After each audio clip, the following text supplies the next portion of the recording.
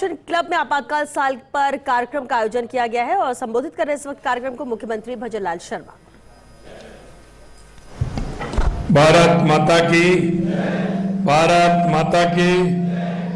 हमारे लोकतंत्र के सेनानियों की, हमारे लोकतंत्र के सेनानियों की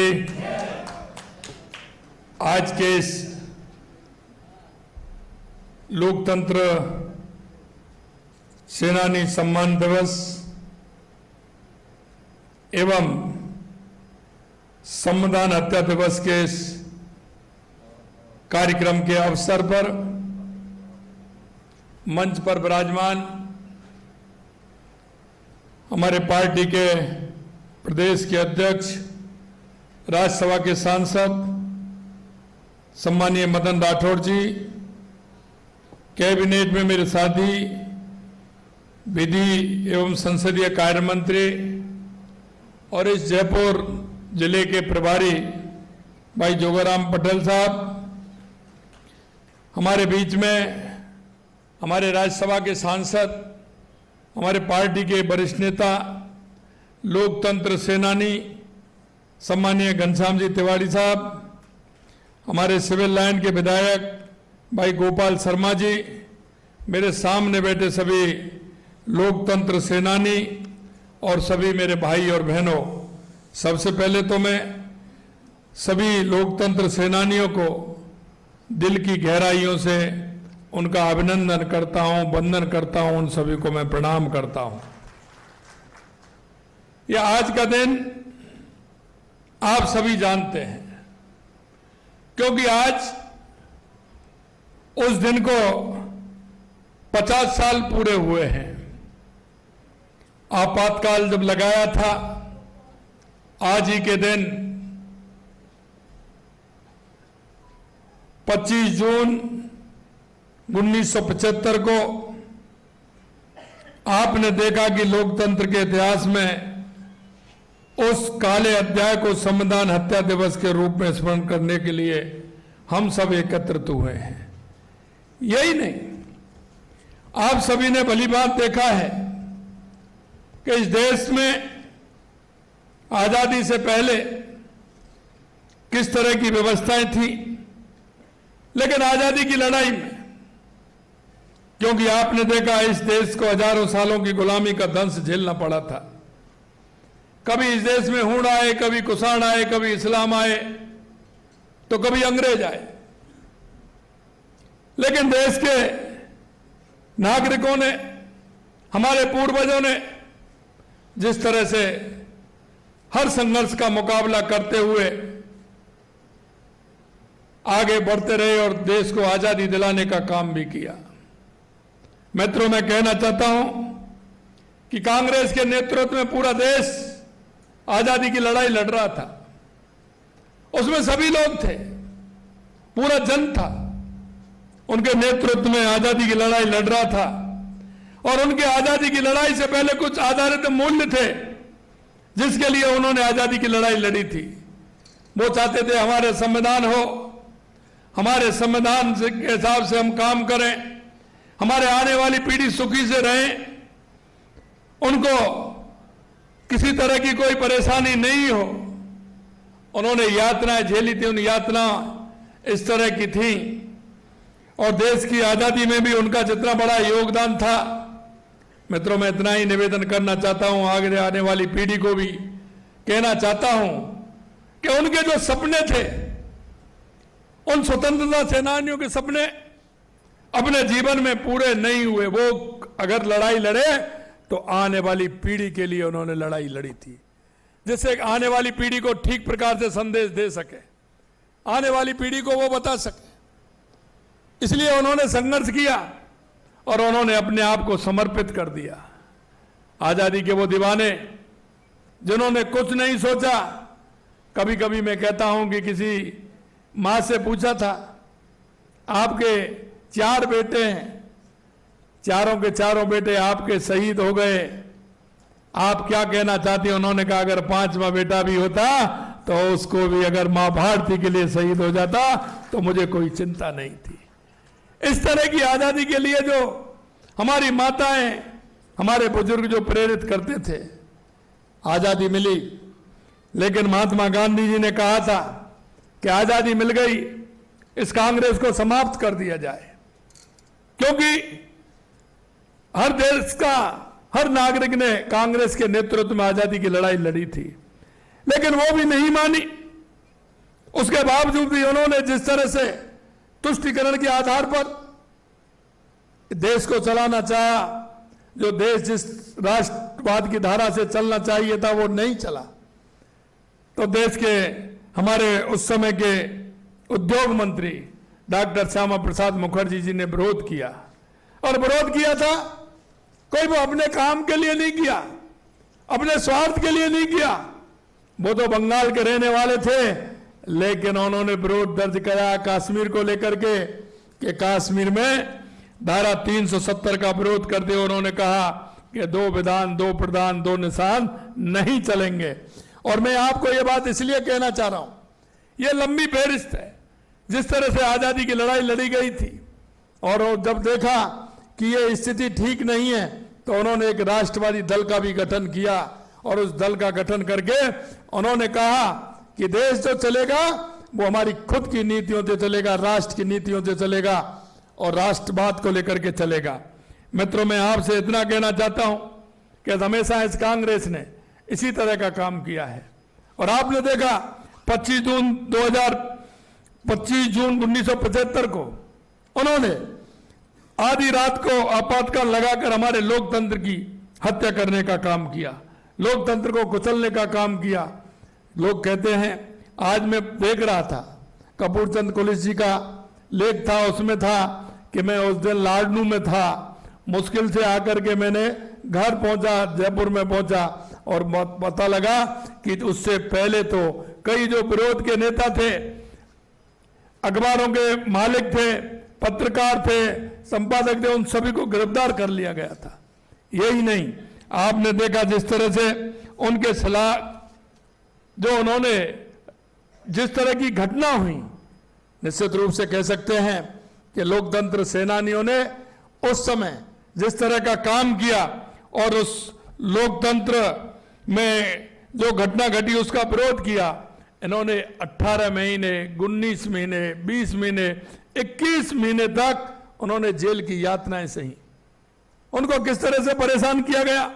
आप ही वो लोग हैं जिन्होंने एक बहुत नाजुक मोड़ में इस देश के लोकतंत्र को बचाने का काम किया, और मैं कह सकता हूं कि आपकी वो मजबूती करने और एक नई दिशा देने का काम जो आपने किया था, आज हमारा लोकतंत्र उसी स्तंभ पर खड़ा है। आपके द्वारा जो नींव एक बनाई गई थी, उस नींव के ऊपर हमारा लोकतंत्र है।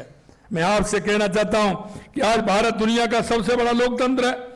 मुझे यह कहने में कोई संकोच नहीं कि आज भारत माननीय प्रधानमंत्री श्री नरेंद्र मोदी जी के नेतृत्व में दुनिया का सबसे मजबूत लोकतंत्र भी है। आपातकाल हमारे लोकतंत्र के इतिहास पर काला धब्बा है। तभी कांग्रेस सरकार ने अपनी सत्ता बचाने के लिए इमरजेंसी लगाकर विपक्षी नेताओं को जेल में डाल दिया। प्रमुख नेता जहां थे वही जेल में डाल दिया गया, उन्हीं जेल में बंद कर दिया गया। और अडवाणी जी, अटल जी बेंगलुरु में थे, उन्हें वहीं जेल में बंद कर दिया गया था। मीसा, DIR जैसे कानूनों को दमनकारी बनाया गया। न्यायपालिका को मजबूर किया गया। अभिव्यक्ति की स्वतंत्रता, प्रेस की आजादी, मौलिक अधिकारों का दमन किया गया। इस तरह से देश में लोकतंत्र खत्म कर दिया गया। किसी की सुनवाई नहीं हो सकती थी, कोई बाहर नहीं आ सकता था। ऐसे में हजारों लोगों ने संविधान की रक्षा के लिए आवाज उठाई, जेल गए, यातनाएं सही, लेकिन अपने संकल्प से पीछे नहीं हटे। ये सेनानी हमारे प्रेरणा के स्रोत हैं। और मैं कहना चाहता हूं आगे आने वाली पीढ़ी को हमारे लोकतंत्र सेनानियों के पास बैठना चाहिए, उनके संस्मरण सुनने चाहिए। एक दिन मैं घनश्याम जी भाई साहब के पास बैठा, इन्होंने कई बात इस तरह की सुनाई। हमको उनके संस्मरण सुनेंगे तो निश्चित रूप से हमारे मन में ये बातें आ गई कि हमारे देश के लोकतंत्र को कैसे मजबूत करने वाले लोगों ने किस तरह से मजबूती प्रदान की। देश में इस तरह का माहौल बना दिया गया कि लोकतंत्र के चारों स्तंभ पंगु हो जाए। न्यायपालिका को मजबूर बना दिया गया। कार्यपालिका की ओर से कोई विरोध किए जाने का तो कोई सवाल ही नहीं उठता था। देश की संसद में 1-2 स्वतंत्र सांसदों को छोड़कर अन्य कोई बोलने वाला नहीं था। जिन जनप्रतिनिधि आपातकाल के खिलाफ आवाज उठाने की कोशिश की उन्हें जेलों में ठूस दिया गया था। 1,40,000 लोगों को अलोकतांत्रिक तरीके से जेल में 19 महीने तक कैद रखा और अनेक लोकतंत्र सेनानियों को अमानवीय यातनाएं भी सही। मैं आपसे कहना चाहता हूं, हम एक दिन के लिए 10 दिन के लिए कहीं बाहर जाते हैं, हमको घर की कितनी चिंता होती है। हम कहीं 1 महीने 2 महीने के लिए यात्रा करने भी जाते हैं, फिर भी घर की कितनी चिंता रहती है। मैं नतमस्तक हूं हमारे लोकतंत्र सेनानियों ने जिस तरह का 19 महीने 20 महीने और 21 महीने तक परिवार छोड़ा। कईयों के तो परिवार बिखर गए, परिवार टूट गए। जो पढ़ने वाले थे उनको शिक्षा नहीं मिली, जो लोग रोजगार को पाने वाले थे उनको रोजगार नहीं मिला, जो परिवार में ठीक तरह से काम करते थे उनको भी देख देख करके, उनको 1 भाई है 2 भाई है 3 भाई, उनको भी जेल में ठूस दिया गया। अगर 3 भाई हैं और तीनों अगर जेल में चले जाएंगे, परिवार की परवरिश कौन करेगा। लेकिन मैं धन्य देना चाहता हूं आप सभी लोकतंत्र सेनानियों को कि आपने वो परवाह भी नहीं की और उस लोकतंत्र को बचाने के लिए आपने अपने आप को समर्पित कर दिया। इसलिए मैं आपको बहुत बहुत धन्यवाद देता हूं। आप देखेंगे राष्ट्रीय स्वयंसेवक संघ, विद्यार्थी परिषद, भारतीय जनसंघ जैसे संगठनों के सदस्यों को परिवार सहित जेल में डाला गया। ऐसा डर का माहौल पैदा करने इतने लोगों को जेल में बंद करके पीड़ाएं यातनाएं के बावजूद भी कोई झुका नहीं। और हम देखते हैं कि जब, क्योंकि 25 जून 1975 और 26 जून से लेकर के लगातार आप सभी को जेलों में डाला गया और छोड़ा कब था? मार्च 1977 मार्च 1977 में आप सबको छोड़ा गया था। इतना बड़ा समय जेल की यातनाएं सहना, परिवार से बिछड़ना, परिवार से अलग होना बहुत बड़ी बात होती है। मैं कह सकता हूं कि ऐसे भी परिवार होंगे जो आज तक नहीं संभल पाए होंगे, क्योंकि परिवार में जिस तरह की भाव और भावना होती है, परिवार के अंदर जो स्थितियां होती हैं, जब अगर एक बार बिगड़ती हैं तो उनको सुधरने में समय लगता है। क्योंकि जो 10 साल का है, जो पढ़ना चाहता है, 20 महीने बाद 21 महीने बाद उनकी कौन सी क्लास हुई होगी। जो व्यापार करते थे उनका क्या हुआ। कई कांग्रेस के लोग कहते हैं कि इन्होंने क्या किया। अरे आपने क्या किया, आप बताइए। आपने हमेशा लोकतंत्र का गला घोंटने का काम किया है। मैं कहना चाहता हूं कितनी बार इन्होंने चुनी हुई सरकारों को बर्खास्त किया, हमेशा ये लोकतंत्र को कुचलने का काम करते हैं और आज नाटक कर रहे हैं। संविधान बचाओ दिवस मना रहे, संविधान बचाओ का काम कर रहे हैं। अरे आपने तो संविधान बचाने की बात करने वाले, आपने तो संविधान जिन्होंने बनाया था उस संविधान बनाने वाले बाबा साहब भीमराव अंबेडकर की भी चिंता नहीं की, उनको भी चुनाव नहीं लड़ाया और उनको भी ना चुनाव जीतने दिया और उनको कोई मौका नहीं दिया। और आपने तो किसी तरह का उनको सम्मान भी नहीं दिया, भारत रत्न भी नहीं दिया। और भारत रत्न बाबा साहब को देने का काम किया वो भी भारतीय जनता पार्टी ने किया। और देश के यशस्वी प्रधानमंत्री नरेंद्र मोदी जी ने उनके पंच तीर्थों को भी विकसित करने का काम किया। यही नहीं, बाबा साहब को सम्मान देने का काम किया। 26 नवंबर को संविधान दिवस मनाने का काम किया, जिससे बाबा साहब का सम्मान बढ़ा और बाबा साहब को सम्मान देने का काम किया। मित्रों, मैं कहना चाहता हूं, आज कांग्रेस जिस तरह की बातें करती है आप सब देखते हैं। इन्होंने हर समय तुष्टीकरण के आधार पर, जाति और धर्म के आधार पर, भ्रष्टाचार के आधार पर काम किया है। मैं आपसे इतना ही कहना चाहता हूं, क्योंकि आज हमारा लोकतंत्र मजबूत है और उस मजबूती के नींव की ईंट आप हो और आपके द्वारा ये हमारा लोकतंत्र मजबूत हुआ है। जब आने वाली पीढ़ियां आपातकाल के इस काले अध्याय के बारे में जानेंगी तो उन्हें पता चलेगा कि अभिव्यक्ति समेत जो भी व्यक्तिगत स्वतंत्रताएं मिली हुई हैं उनका श्रेय आपातकाल के खिलाफ संघर्ष करने वाले आप जैसे लोकतंत्र सेनानियों को जाता है।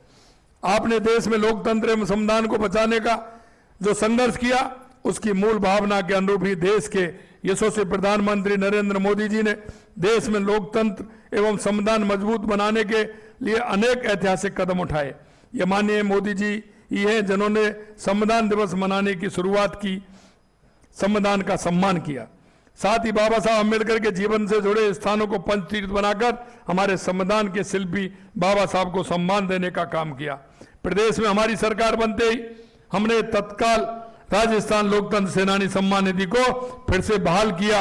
हम अब प्रदेश के सभी लोकतंत्र सेनानियों को 20,000 रुपये मासिक पेंशन, 4,000 रुपये का मासिक भत्ता और चिकित्सा सुविधा उपलब्ध करा रहे हैं। राजस्थान में पिछली सरकार ने लोकतंत्र सम्मान निधि को बंद कर दिया था, लेकिन हमने इसके लिए राजस्थान लोकतंत्र सेनानी सम्मान निधि अधिनियम बनाकर ऐसी व्यवस्था की है कि आपकी पेंशन बिना किसी रुकावट के आपको मिलती रहेगी और अब आपकी पेंशन को कोई समाप्त नहीं कर सकता। आपको इलाज भी फ्री मिलेगा और आना जाना भी फ्री होगा। आपातकाल की इस 50वीं बरसी पर हमने प्रदेश के लोकतंत्र सेनानियों के संस्मरण को संकलित कर पुस्तक के रूप में प्रकाशित किया है। आज विमोचन किया गया है। संघर्ष का यह दस्तावेज हमारे लोकतंत्र सेनानियों की कहानियों को आने वाली पीढ़ियों तक पहुंचाने का काम करेगा। इस पुस्तक के माध्यम से हमारे युवाओं को पता चलेगा कि आज वे जिन अधिकारों और स्वतंत्रताओं का उपभोग कर रहे हैं उसके लिए हमारे लोकतंत्र सेनानियों ने कितनी बड़ी कीमत चुकाई है। साथ ही उन्हें हर कीमत पर लोकतंत्र को बचाए रखने के लिए प्रेरित करेगा। आज के इस अवसर पर इस बात को मैं पुनः दोहराता हूं कि आपने लोकतांत्रिक मूल्यों के लिए जो संघर्ष किया है उसके प्रति हमारे दिलों में गहरी श्रद्धा और सम्मान है। लोकतंत्र के लिए आपने अनेक पीड़ाएं एवं कष्ट सहे हैं। उन्हें भारतीय लोकतंत्र के इतिहास में एक प्रेरणादायी अध्याय के रूप में हमेशा याद रखा जाएगा। आज हम के इस अवसर पर हम सब मिलकर संविधान और लोकतंत्र की रक्षा का संकल्प लें। हम सभी ये प्रण करें कि लोकतंत्र, संविधान और स्वतंत्रता की रक्षा के लिए सतत प्रयत्नशील रहें। अंत में मैं आपसे इतना कहूंगा कि हमारी सरकार ने पिछली बार आप सभी को मैंने मेरे CMR में बुला करके राजस्थान के सभी हमारे लोकतंत्र सेनानियों का सम्मान किया था। अभी यह कार्यक्रम हमने हर जिले और हमारे संभागों में कुछ रखा है। संभागों के माध्यम से जिलों में भी हमारा कार्यक्रम रहेगा। मैं आपसे कहना चाहता हूं कि आप वो लोग हैं जो इस देश को दिशा देने वाले हैं। आप वो लोग हैं जो आने वाली पीढ़ी को दिशा देने वाले हैं।